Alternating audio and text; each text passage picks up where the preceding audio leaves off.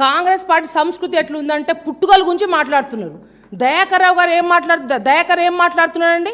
కేటీఆర్ గారు పుట్టుక గురించి మాట్లాడతా వెళ్ళి నీ తల్లి దగ్గర పోయి అడుపో. కేటీఆర్ పుట్టుక గురించి నువ్వు మాట్లాడినావు కదా, నీ తల్లి దగ్గరికి వెళ్ళి అడుగు. అమ్మ నేను మాటని కరెక్టాను దవడ బగలు కొడుతుంది నువ్వు నీ మాటలు వింటేది తల్లి. అటువంటి నీచమైన సంస్కృతి కాంగ్రెస్ పార్టీది. కేటీఆర్ గురించి ఆయన గురించి ఎటువంటి మాటలు మాట్లాడితే బిడ్డ తోలు తీస్తా, మీకు తోలు గుర్తుపెట్టుకోండి. అంతేకాకుండా మీరు ఫస్ట్ ఆఫ్ ఆల్ మీరు చేయాల్సింది ఏది? సీతక్క ఉన్నారు. సీతక్క అమ్మ నీకెందుకు తల్లి అంత ఉలుకుపాటు? అవసరం ఉంటే నువ్వు సీనియర్ నాయకురాలుగా జిల్లాలో రాహుల్ గాంధీ గారి దగ్గర అంటావు కదా, నువ్వు ఫస్ట్ కొనుగోలు కేంద్రాలు ఉన్న ధాన్యం ఎత్తిచ్చే పని చేయి. నువ్వు సమ్మక్క సారాలమ్మ అంటే అందరికీ భక్తి, ఆ తల్లి అంటే గిరిజన ఆరాధ్య దైవం మనందరికీ. కేటీఆర్ గారి తల్లుల గురించి మాట్లాడలే, మీ యొక్క పర్సెంటేజ్ల గురించి మీ యొక్క పంపకాల గురించి మాట్లాడితే పర్సెంటేజ్ తీసుకున్న మీరు ఉలికిపడి మాట్లాడితే అది సిగ్గుగా అనిపిస్తుంది తల్లి.